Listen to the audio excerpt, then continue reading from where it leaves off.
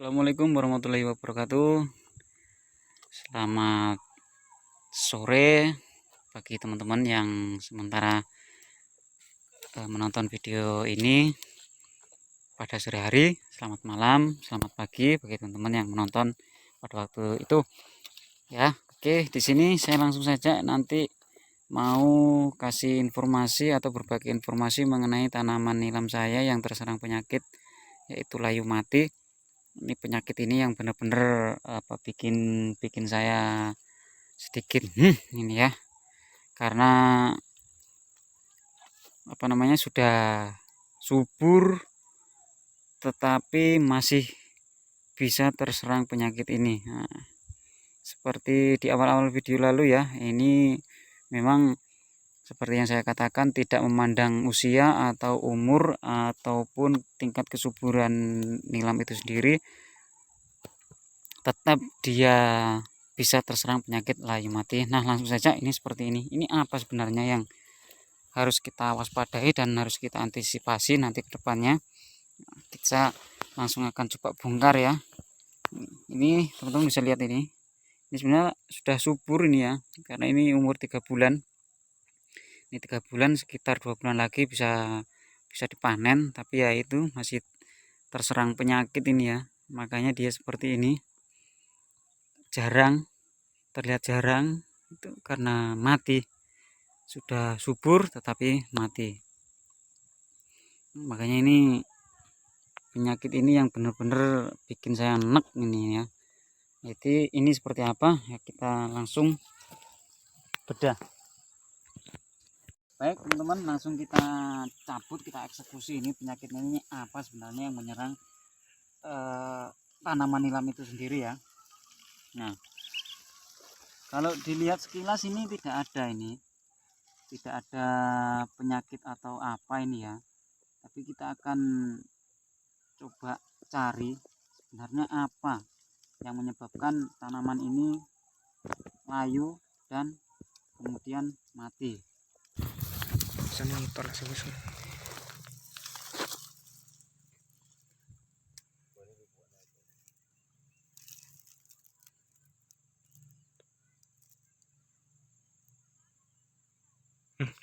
ini teman-teman ya, ini bisa dilihat. Nah, itu dia penyakitnya.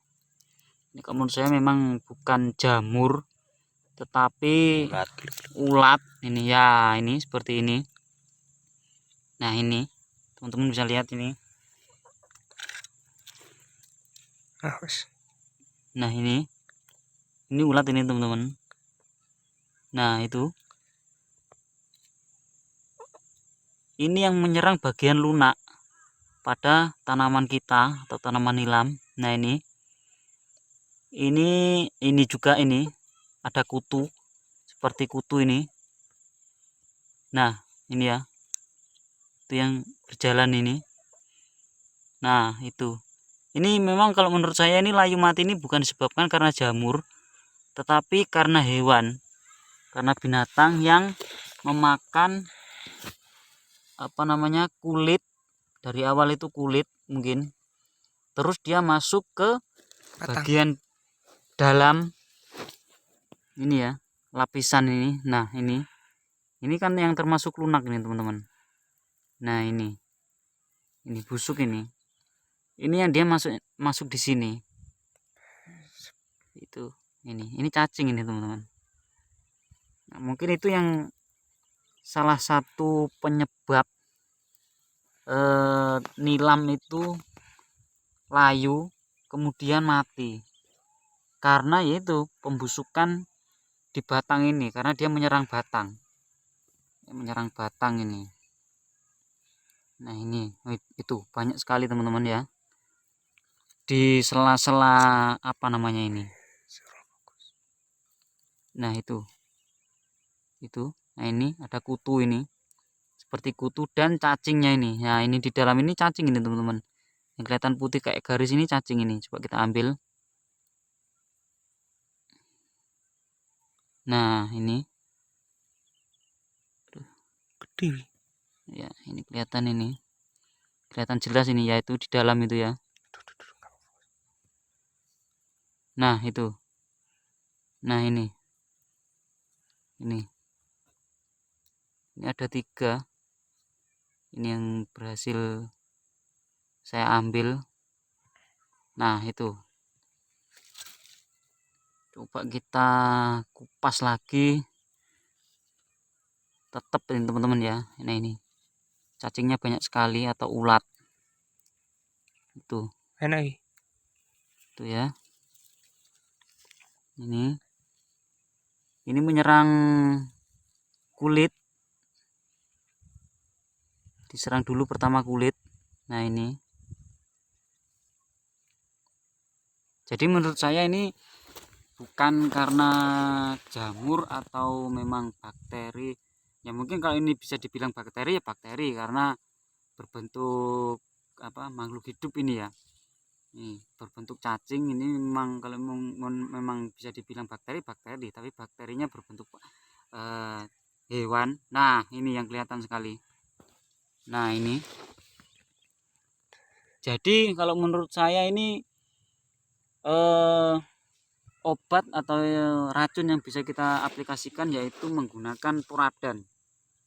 Karena sudah diakui ya, puradan itu bisa dibilang memang obat yang benar-benar ampuh untuk hewan-hewan seperti ini, cacing gitu ya. Seperti cacing itu memang ampuh sekali. Itu bisa sepertinya bisa mengatasi penyakit yang ada pada nilam itu sendiri. Karena kalau di sini penyakit kaki gajah atau budok itu di tanaman saya ini alhamdulillah tidak ada, sudah hilang karena sudah saya semprot pakai rabat sebanyak 3 kali itu sudah nggak ada ini tanaman penyakitnya ini. Cuman ya itu permasalahannya ini, saya penasaran kenapa kok nilam ini biarpun sudah lebat atau subur dia tetap terserang penyakit, kita akan coba cari lagi apakah memang benar-benar ini salah satu yang menjadikan nilam sendiri itu mati. Nah, ini ya teman-teman, ini ya, ini keluar lagi dia. Nah, itu cacingnya panjang itu. Nah, ini tuh, ini teman-teman bisa lihat ini mungkin ya, ini cacing ini. Nah, itu bergerak dia, kita coba ambil itu ya. Nah, itu ini cacing ini teman-teman, ini yang menurut saya ini. Nah, itu ya, ini salah satu mungkin penyakit yang benar-benar bikin petani nilam itu sepertinya kerepotan. Nah, ini sudah ini penyakitnya ini. Nah, nanti saya coba akan gunakan obat fungisida puradan, mampu enggak untuk mengatasi cacingnya. Kita coba lagi cari tanaman yang terserang. Ini ya teman-teman, ini sudah subur, batangnya pun sudah besar ini, tapi mati ya, ini mati ini.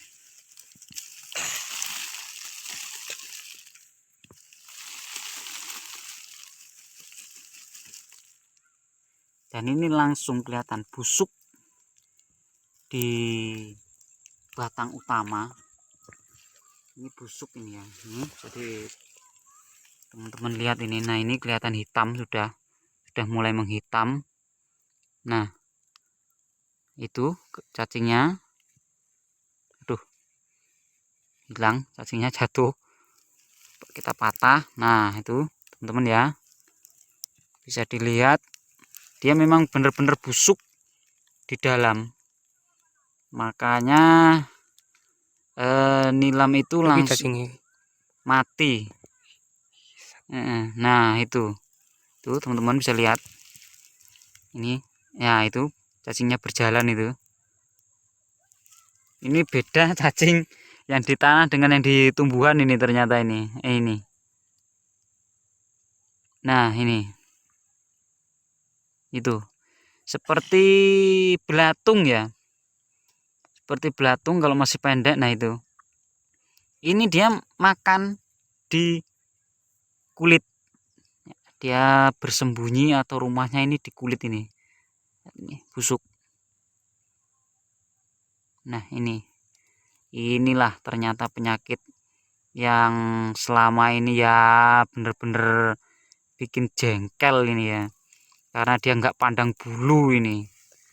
Pokoknya kelihatan masih ada tanaman hidup dia serang, kulitnya yang dia serang ini, terutama ini busuk ini itu ya. Ini teman-teman bisa lihat ini dia makan ini, makanya dia nggak pandang bulu, entah dia besar kecil subur atau enggak. Kalau ada ini ya insya Allah yang mati tanamannya, dijamin pasti mati itu. Nah itu ini ada seperti kutu-kutu juga ini ya, mungkin ini yang membawa penyakit itu. Ini ada banyak ini teman-teman ini. Nah itu ada banyak